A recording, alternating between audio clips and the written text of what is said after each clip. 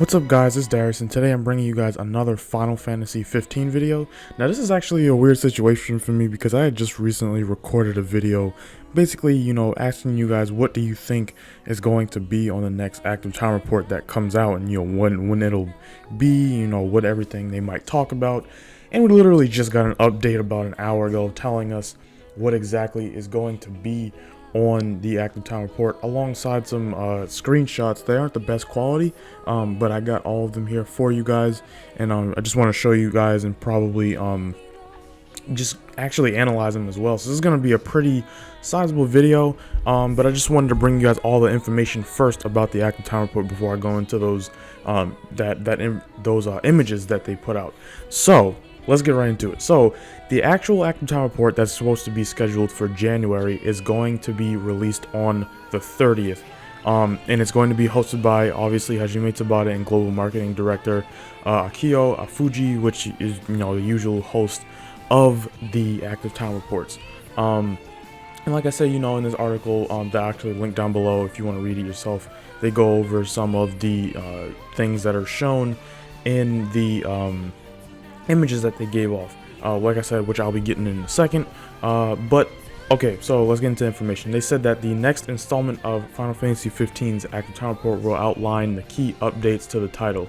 They go on to say the English subtitle program will expand on the war-mongering Niflheim Empire and will showcase the latest battle footage and scenes of magic. The program will also provide updates to the upcoming March 2016 event, which, if you guys remember, the March 2016 event for 15 will actually give us the release date for the game. The active time report will actually be live streaming 8 p.m. Pacific Standard Time, 11 p.m. Eastern Standard Time. I think that's probably like a Sunday or something for me, so I should be able to live stream that, hopefully. And yeah, that's basically about it.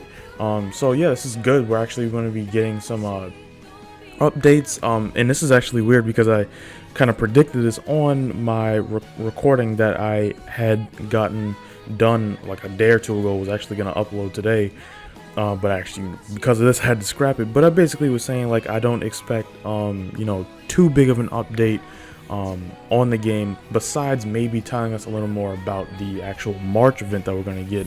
And it's probably just going to give us like little information about little things like magic and other things that they're basically just trying to finish up and get the those finishing touches to what a game is supposed to be like, and is ready for shipping out to actual players to get into their hands.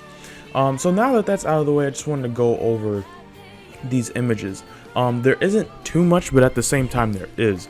So this first image is basically of Noctis kind of going behind, kind of looks like he's stealthy, kind of like the 2013 trailer when they first introduced 15 again, and he was kind of hiding from that big behemoth looking thing, and he was kind of just hiding behind corners and everything. And we've actually done this in the demo as well.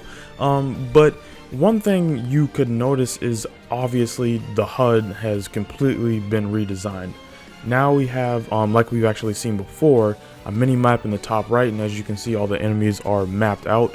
The bottom right, the HUD, or I guess you could say the indicator for HP and MP for both, all of the characters has changed quite a bit as well. This is actually probably like the fourth time this has actually happened.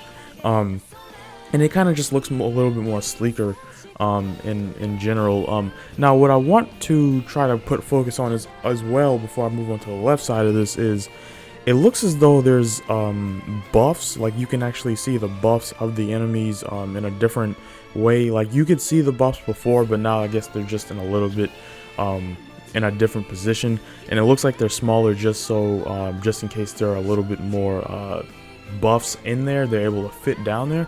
And another thing I wanted to go back to about the mini map on the top right is that it actually shows an indicator that it's nighttime and whatnot. So I assume that's going to change depending on the time of day. Probably have the sun out, or maybe it'll show rain when it's about to rain and everything, or cloudy, whatever the weather may be. I'm guarantee you it's going to show you that on the top right. And that's pretty cool. Now if you want to look on the bottom left side, what's really cool about this is that it reflects the changes that Square Enix and Tabata has been telling us about before, that this is this gameplay that we're actually going to be playing when the final game comes out is going to be different, and it's going to reflect the feedback that they got from episode Dusky. So now we actually see that, instead of having to kind of, I don't know how you want to say it, and kind of going through a cycle of different weapons, having to go all the way to press to the directional pad in a certain way a certain amount of times. They've remapped it so that all of the weapons are on the directional pads now, and mid combo you can switch between the Zweihander and the rapier and your regular sword that you may have, and just combos are going to be way more intuitive and customizable now on the fly, which I think a lot of people wanted, which is why they changed that in the first place. So it's actually cool to see all of these changes coming in the form of just these new pictures. The fact that they're changing the HUD around and all that is pretty nice. So now we're going to go on to the next image, which is of them. It looks like they're in Dusky still, and this is obviously fire. Noctis is using fire, and this is actually another thing I talked about in the recording that I made before this, that I kind of had to scrap because of this update, was that we'd actually known this. We'd heard from Tabata and everyone at Square Enix that the environment is going to be affected by the magic that you use, and that the magic will actually be affected by the weather on that day. So for example, if you're using fire, if it's raining outside, your fire might not be as effective as it would be if it was just like a shiny day, clear skies and all that, like it is right now in this image. And like I mentioned before, because it's sunny outside, the weather indicator up on the top right next to the mini map has changed as well. But another thing, like I was saying before, because he's used fire, the earth around him and the grass around him is actually caught on fire as well. So that's just a really cool effect, and it ties into the whole theme of this game, which is fantasy based on reality and all that. So it's just a really cool update to what we actually didn't have in episode Dusky, which is actually magic, and the environment around us being affected. And I want to also point to the fact that guard and assault is actually above the weapon choice kind of directional pad assignment on the bottom left as well. So that's another new addition. It kind of makes it seem like they're really making sure that everyone knows how to play this game and what you're going to be doing when you actually get the game, and that no one's lost. And it's really easy to use all the features in terms of gameplay when we actually get the game. Another thing I wanted to mention or kind of bring attention to is that the health bar, the HP bar on screen besides the actual HUD on the bottom right, has changed as well. Nothing too major, but that's changed a little bit as well. The next image is actually an image that I've shown you guys in the last video that I did, talking about first look at magic, which is it's basically the same thing, but we just got a higher res version of it. He's using fire obviously on a big Magitech armor, and yeah, that's really it. There's nothing new about it because we've actually seen this, but yeah, this game just looks awesome. Like everything just looks so good now. Every time we see this game, it looks better and better. The same thing about Kingdom Hearts 3. Every time we see these games, they just look better and better, which is good because that shows that they're actually making progress. So this is the last image. In this image, I want to say it's actually in Dusky as well, because this looks like like a desert area sort of. And it looks like they're going against a new type of enemy that we haven't seen before in an area of Dusky that we actually haven't been in before. And the reason why I say this looks like Dusky is because it kind of looks like in the background that there's a road, and there's life and plant life and mountains around there. That's very reminiscent of Dusky, the area of Dusky.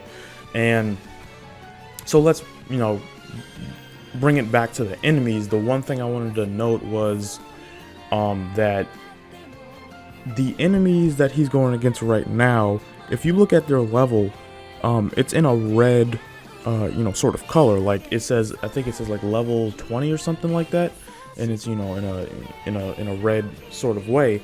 And for me, that's really important because it kind of shows us that you know, there are going to be enemies out in this game, kind of like with Deadeye in episode Dusk Eye.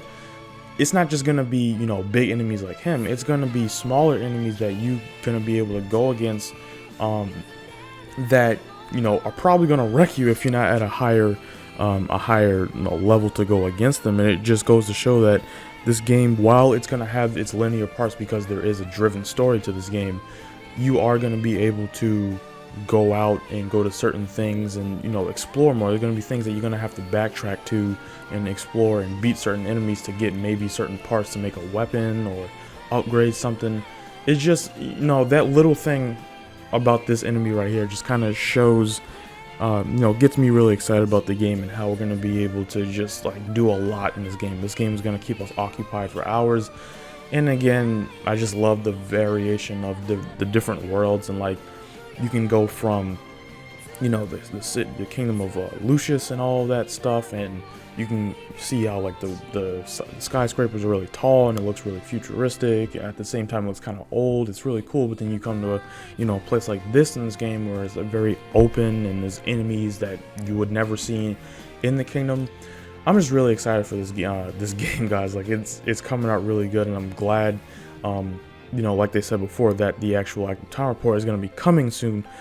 So yeah, like I said before, the active time report, just to recap, is going to be on January 30th. It's going to be 8 p.m. Pacific Standard Time and 11 p.m. Eastern Standard Time. Not sure exactly which day that is. But you know, I'm definitely going to be live streaming my reactions to it. Hopefully the English version will be up. If not, I'll do like a wrap up of everything afterwards, as I usually do. Like I said before, I'll be live streaming it. So let me know what you guys think of all this down in the comment section below. What do you think of the new images? And what are you most excited for from the active time report? And if there's anything in the images that I might have missed, let me know down in the comment section below. Share with others who are watching this video.